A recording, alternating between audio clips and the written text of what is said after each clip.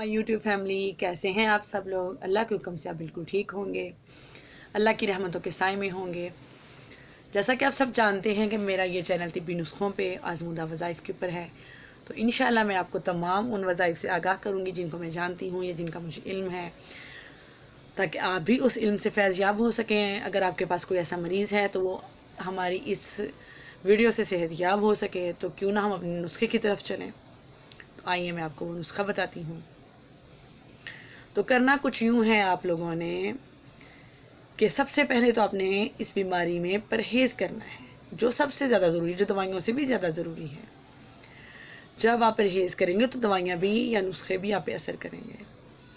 परहेज़ में सबसे पहले आपने कलेजी, गेहूँ का आटा, मिठास, फ्रूट्स।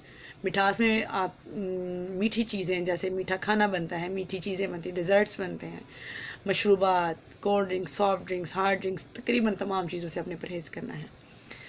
आप कोशिश कीजिए कि आप मीठी चीज़ें ना लें। अगर आपको मिठास की ज़रूरत महसूस होती है तो आप शहद, गुड़, इस चीज़ का थोड़ा बहुत इस्तेमाल कर सकते हैं, लेकिन इससे ज़्यादा नहीं।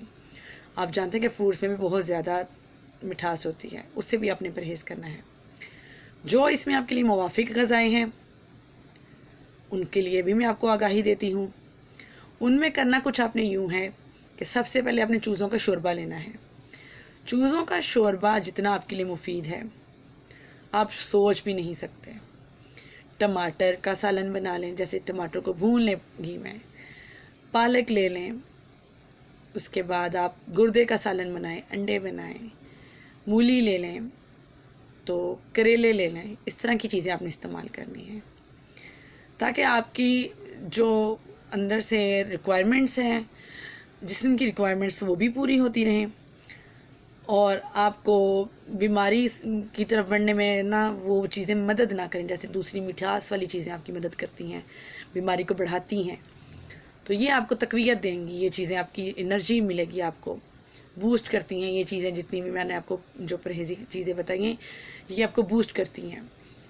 तो आपने कोशिश ये करनी है कि जो भी आप लें, आप ये परहेज़ी खाना लें, ज़्यादा से ज़्यादा परहेज़ी खाना लें। तो आए मैं आपको फिर बताती हूँ नुस्खा जो आपने इस्तेमाल करना है, और इंशाअल्लाह अल्लाह के हुक्म से आप ये इस्तेमाल करके फैज़ याब होंगे, सेहत याब होंगे।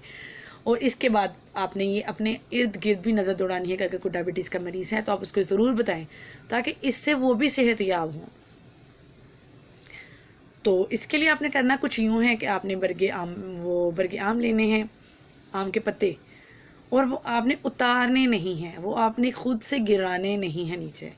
जो झड़ जाते हैं, गिर जाते हैं, आपने वो इकट्ठे कर लेने हैं। उन पत्तों को आपने इकट्ठा करके साफ़ करके छाँव में खुश्क करना है। जब आप उनको छाँव में खुश्क करेंगे तो बड़े जब उम्दा से खुश्क हो जाएंगे तो आपने उनका सफ़ूफ़ बना लेना है। सफ़ूफ़ बनाने के बाद आपने उसको तकरीबन 1.5 माशा आपने सुबह शाम ताज़ा पानी के साथ उसको इस्तेमाल करना है। आप उसका इस्तेमाल करके देखें, अल्लाह ताला आपको फैज़ याब करेंगे, सेहत याब करेंगे इंशाअल्लाह। अल्लाह का हुक्म हुआ तो आपको दूसरे नुस्खे की शायद ज़रूरत ही ना पड़े, लेकिन फिर भी मैं आपको दूसरा नुस्खा बताती जाती हूँ। दूसरा नुस्खा कुछ यूँ है कि आपने लसूड़ा के पत्ते लेने हैं। लसूड़ा आपने सुना होगा, जो अचार में इस्तेमाल होता है।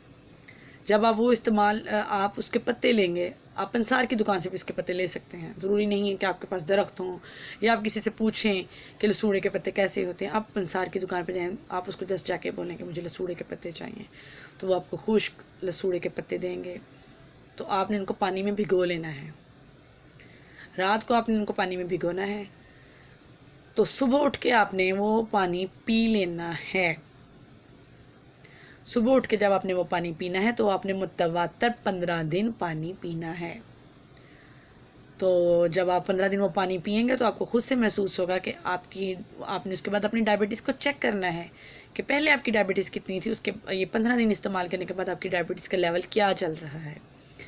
उस दौरान आपने कच्ची गोभी को एज अ सैलड इस्तेमाल करना है। जैसे आप सैलड यूज़ करते हैं खाने में आगे पीछे, तो जब आपको भूख लगे तो आप कोशिश करें कि आप ज़्यादा से ज़्यादा सैलड लें, कच्ची गोभी, कच्ची सब्जियां। खीरा अगर इस्तेमाल करें तो खीरे का छिलका मत उतार के उसको भी एज अ सैलड लें।